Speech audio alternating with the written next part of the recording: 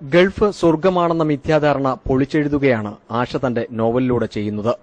ഇത് വെറും ഭാവനയോ കേട്ടെഴുത്തോ അല്ല, കൺമുമ്പിൽ കണ്ട ചുട്ടുപൊള്ളുന്ന കാഴ്ചകൾ.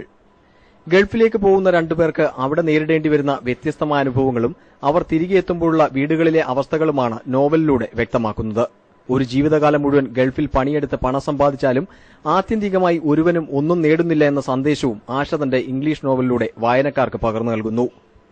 ഒട്ടുമിക്ക ആൾക്കാർക്കും അവിടെ പോയി കഴിഞ്ഞാൽ പിന്നെ ജീവിതം ഹോമിക്കപ്പെടുകയാണ്. അതിൽ പണമുണ്ടാക്കുന്ന ഒരു തിരക്കിനിടയ്ക്ക് കുടുംബജീവിതം ഇല്ലാതാവുന്നു. കുടുംബത്തിൽ നിന്ന് വേർപെട്ട് കഴിയുന്ന കാരണം കുട്ടികളുമായിട്ടൊരു ബന്ധം ഉണ്ടാക്കാൻ കഴിയാതെ പോകുന്നു.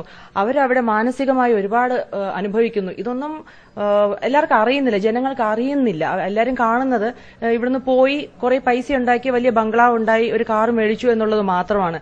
മുംബൈ ആസ്ഥാനമായുള്ള ഫ്രോഗ് ബുക്സ് ആണ് നോവൽ പുറത്തിറക്കിയിരിക്കുന്നത്. ആശയുടെ ചെറുകഥകളുടെ സമാഹാരവും പ്രസിദ്ധീകരണത്തിനായി തയ്യാറായി കഴിഞ്ഞു. കേരള യൂണിവേഴ്സിറ്റിയിൽ നിന്നും MCJ പാസ്സായ ആശ 2.5 വർഷത്തോളം കോയമ്പത്തൂരിലും മുംബൈയിലും പബ്ലിക് റിലേഷൻ എക്സിക്യൂട്ടീവായി ജോലി ചെയ്തിരുന്നു. വിവാഹത്തിന് ശേഷം ഗൾഫിലേക്ക് മടങ്ങിയ ആശ ഫ്രീലാൻസ് ജേർണലിസ്റ്റായി വർക്ക് ചെയ്തെങ്കിലും ഇപ്പോൾ മുഴുവൻ സമയം വായനയ്ക്കും എഴുത്തിനുമായി മാറ്റിവെച്ചിരിക്കുകയാണ്. ഭർത്താവ് വിമൽകുമാറിനൊപ്പം UAE-യിലെ ഫുജറയിലാണ് താമസം. മനോരമ ന്യൂസ്, പാലക്കാട്.